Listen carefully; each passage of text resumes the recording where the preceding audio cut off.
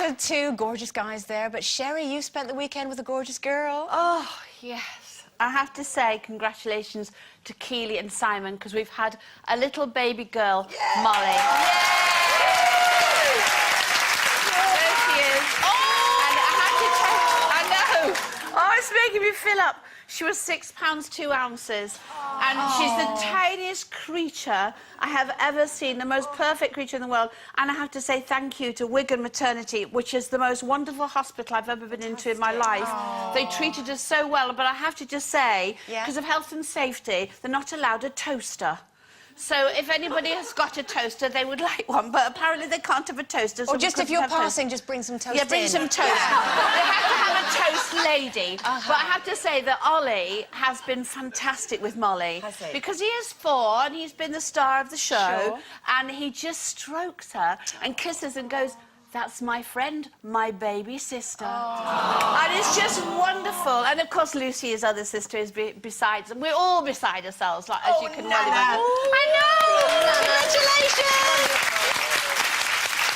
OK, on with the show. And after presenting the Golden Globes 2 nights ago, it seems Hollywood is still reeling from some of the comments Ricky Gervais made whilst presenting the awards ceremony.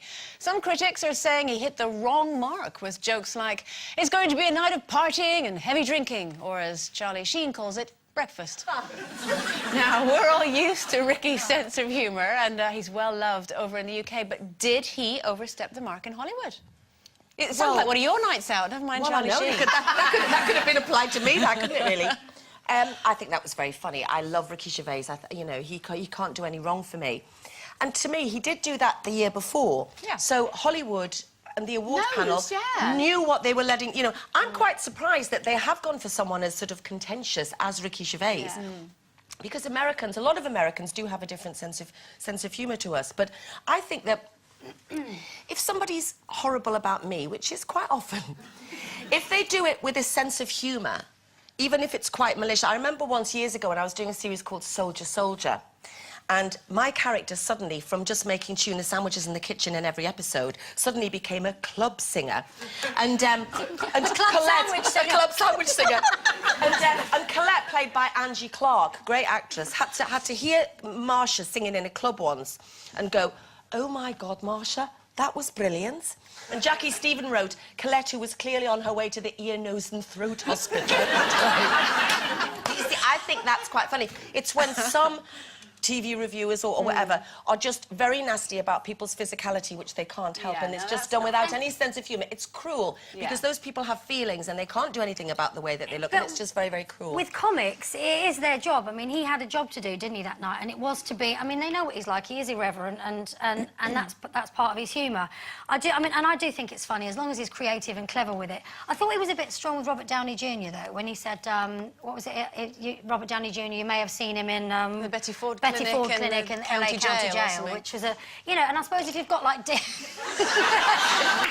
with Denise, then I suppose if you're trying to beat those sort of demons, then that's quite tricky. But it's when journalists attack someone just for the sake of it without any wit, I can't stand it. But equally, he shouldn't have gone on there and done 4 hours of telling everyone how marvellous they are either, because that would have been wrong too. Well, exactly. But I mean, that is what makes him so refreshing, and I think we're more used to it over here. I mean, you go to any awards do, really, as a loose woman, and you just sit and wait for it. You know you're going to have the, you know, the mickey taken out of you. But at the same time, as you say, if it's all right if it's about your programme or if you're an actress, your personality or what have you. But when it's something deeply personal, I've been to an awards do before and was introduced in a really not very nice way just as my marriage had ended and the papers had printed some really horrible things about me.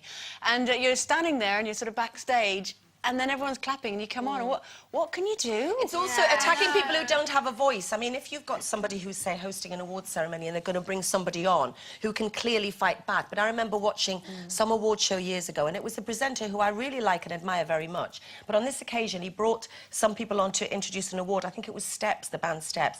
And it was clearly that they'd been brought on purely to be it was ridiculed. it was so awful, Yeah. and they're not But comedians, some and people they didn't have a some voice. people do get picked on, don't they? For some absolutely no reason. I mean, Jeremy Beadle used to get picked on for Yeah. the most wonderful, the loveliest Talented man. in the world. But he got to a point where people picked on him. But the Americans don't get irony, and I think that's what Ricky Gervais is about. And they don't understand it. They're also very, very sensitive. You know, what did they mean? What did they mean? And they pick up on every single moment. But I mean, If you go We'd to never, those we'd awards, never go though, out, if would you... we, if we took well, everything that's the down? problem. I mean, look at us when we did Girls Aloud. We were called everything. But I mean, it's Nana's for- Aloud was about the best we got. But that was for a good cause, and if you're going to turn up to an awards show as a performer, then you kind of it comes with the territory, doesn't it? Really. Oh, and like I say, we're quite used to in the papers being called all sorts of things. In fact, saying that, I've got a little thing here for Denise. Ali Ross wrote, "Hell's Corsets, Mae West lives. A uniform last This is worn my costume on Sunday. by Agnes Baden-Powell at the Girl Guide's 1928 Jamboree, and a hairdo we haven't seen since the opening ceremony of the Berlin Olympics in 1936. It's Denise, and she's either dancing on ice or angling for the next regional tour of Hello Hello."